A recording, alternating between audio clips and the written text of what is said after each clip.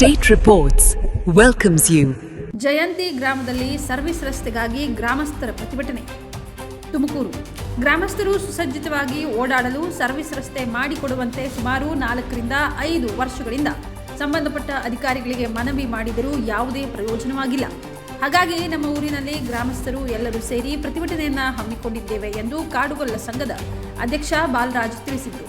ತಾಲೂಕಿನ ಜಯಂತಿ ಗ್ರಾಮದಲ್ಲಿ ಕಾಡುಗೊಲ್ಲ ಸಮಾಜದ ಜನರ ಪಾಡು ಕೇಳದಂತಾಗಿದೆ.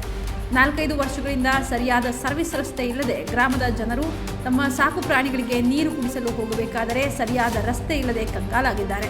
ಸುಮಾರು 10 ರಿಂದ 15 ಅಡಿ ಎತ್ತರ ಇರುವ ಕಾರಣದಿಂದ ನಮ್ಮ ತೋಟ ಹಾಗೂ ಜಮೀನುಗಳಿಗೆ ಹೋಗೋದಕ್ಕೆ ಸಾಧ್ಯವಾಗುತ್ತಿಲ್ಲ. ಆದ್ದರಿಂದ ಮುಖ್ಯ ಅಧಿಕಾರಿಗಳಿಗೆ ಎಚ್ಚರಿಸುವ ಸಲುವಾಗಿ ಪ್ರತಿಭಟನೆ ನಡೆಸುತ್ತಿದ್ದೇವೆ. ನಮ್ಮ ತಾಲೂಕಿನ ಉಪವಿಭಾಗ ಅಧಿಕಾರಿಗಳು ಸ್ಥಳಕ್ಕೆ ಭೇಟಿ ನೀಡಿ ನಮಗೆ ಸರಿಯಾದ ಸರ್ವಿಸ್ ರಸ್ತೆ ಮಾರ್ಗವನ್ನು ಮಾಡಿಸಿಕೊಡುತ್ತೇವೆ ಎಂದು ಭರವಸೆ ನೀಡಿದ್ದಾರೆ ಎಂದು ತಿಳಿಸಿದರು. ಇದೇ ವೇಳೆಯಲ್ಲಿ ಉಜ್ಜಜ್ಜಿ ರಾಜಣ್ಣನವರು ಮಾತನಾಡಿ ಕಾಡುಗೊಲ್ಲರ ಬದುಕಿನ ಸಂಕಷ್ಟಗಳ ಬಗ್ಗೆ ತಿಳಿಸಿದರು. ಕಾಡುಗೊಲ್ಲ ಜನರು ಬದುಕುತ್ತಿರುವ ಗ್ರಾಮ ಇದು. ಕರ್ನಾಟಕ ರಾಜ್ಯದಲ್ಲಿ ಕಾಡುಗೊಲ್ಲರ ಅಲೆಮಾರಿ ಹಾಗೂ ಅರೆ ಅಲೆಮಾರಿ ಬುಡಕಟ್ಟಿಗೆ ಸೇರಿರುವ ಜನಾಂಗದ ಜನರು ಜಾನುವಾರು ಸಾಕಾಣಿಕೆ, ಕುರಿ, ದನ ಇವುಗಳನ್ನು ಅವಲಂಬಿಸಿ ಕೃಷಿ ಎಂಬ ಮೂಲದಲ್ಲಿ ಬದುಕುತ್ತಿರುವ ಒಂದು ಬಹಳ ಮುಖ್ಯವಾಗಿರುವಂತಹ ಬುಡಕಟ್ಟು ಸಮುದಾಯವಾಗಿದೆ. ಆದರೆ ರಾಷ್ಟ್ರೀಯ ಹೆದ್ದಾರಿ ಪ್ರಾಧಿಕಾರದವರು ಪೂರ್ವ ಪಶ್ಚಿಮ ಅಭಿಮುಖವಾಗಿ ಹೆದ್ದಾರಿಯನ್ನ ನಿರ್ಮಾಣ ಮಾಡುತ್ತಿದ್ದಾರೆ. ಜಯಂತಿ ಗ್ರಾಮದ ಜನರು ರಾಷ್ಟ್ರೀಯ ಹೆದ್ದಾರಿಯನ್ನ ದಾಟಿ ಸಾಕು ಪ್ರಾಣಿಗಳಿಗೆ ನೀರು ಮೇವು ತರಲು ಸಾಧ್ಯವಾಗದೆ ಪರದಾಡುವಂತಾಗಿದೆ. ಕಾಮಗಾರಿಯ ಪ್ರಾರಂಭವಾಗಿ 5 ವರ್ಷಗಳಾದರೂ ಗ್ರಾಮಸ್ಥರಿಗೆ ಸರಿಯಾದ ಸಂಚಾರ ವ್ಯವಸ್ಥೆ ಮಾಡಿಲ್ಲ. ಸಂಚರಿಸುವ ಮಾರ್ಗಗಳನ್ನು ಮುಚ್ಚಿ ಹೆದ್ದಾರಿ ನಿರ್ಮಾಣ ಮಾಡುತ್ತಿರುವುದು ಎದ್ದು ಕಾಣುತ್ತಿದೆ. ಜಯಂತಿ ಗ್ರಾಮದ ಜನರ ಬದುಕನ್ನು ನಿರ್ಲಕ್ಷ್ಯ ಮಾಡಿರುವುದು ಸರಿಯಲ್ಲ. ಹಾಗೂ ಭೂಸ್ವಾಧೀನ ಮಾಡಿಕೊಂಡರೂ ಅನೇಕ ಜನಗಳಿಗೆ ಹಣವನ್ನು ನೀಡಿಲ್ಲ.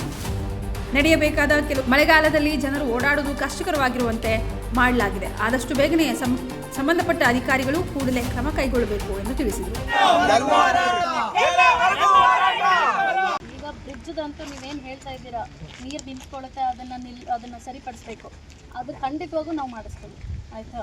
ಅದಕ್ಕೆ 100% ವಿ ವಿಲ್ ಟೇಕ್ ರೆಸ್ಪಾನ್ಸಿಬಿಲಿಟಿ. ನಾವು ಮಾತಾಡಿದ್ದೀವಿ, ಅವ್ರಿಗೆ ಸ್ಟ್ರಿಕ್ಟಾಗೂ ಹೇಳಿದ್ದೀವಿ. ಅವ್ರಿಗೆ ಏನೇ ಕ್ಲಿಯರೆನ್ಸ್ ಬೇಕಂದ್ರೂ ಅವ್ರು ಫಸ್ಟ್ ಆ ಬ್ರಿಡ್ಜದನ್ನು ಕ್ಲಿಯರ್ ಮಾಡಬೇಕು ಅಂತ. ಮೊನ್ನೆ ನನಗೆ ಇಂಜಿನಿಯರ್ ಬಂದು ರಿಕ್ವೆಸ್ಟ್ ಕೊಟ್ಟಾಗೂ ನಾನು ಅದನ್ನು ಹೇಳಿದ್ದೀನಿ, ಆ ಬ್ರಿಡ್ಜಲ್ಲಿ ನೀರು ನಿಲ್ಲಬಾರ್ದು. ಸರ್, ನಾವು ಈಗ 6 ತಿಂಗಳಿಂದ ಇದೇ ಹೋರಾಟ ಮಾಡ್ತಿದ್ದೀವಿ ಸರ್. ನಾವು ಕೂಲಿ ಕಾರ್ಮಿಕರ ಜನಗಳನ್ನೆಲ್ಲ ಕರ್ಕೊಂಡು ಬರೀ ಇವತ್ತು ಬರ್ತಾರೆ, ಇವತ್ತು ಅಧಿಕಾರಿಗಳು ಬರ್ತಾರೆ ಅಂತ ಈಗ 6 ತಿಂಗಳಿಂದ ಇದನ್ನೇ ಹೇಳ್ತಿದ್ದೀವಿ ಸರ್. ನಮ್ಮ ಜಿಲ್ಲಾಧಿಕಾರಿಗಳು 3 ದಿನ ಭೇಟಿ ಮಾಡಿದ್ದಾರೆ, ಕೆಲಸ ಆಗಿಲ್ಲ. ಆ ಕೆಲಸ ಆಗಬೇಕು ಅಂದರೆ ಸರ್, ನಮ್ಮ ಬುಡಕಟ್ಟಿಯಲ್ಲಿ ಇದೆಯೋ ನಾವು ಹೆಚ್ಚಿನ ಸಂಖ್ಯೆಯಲ್ಲಿ ಸೇರಿಸ್ತೀವಿ.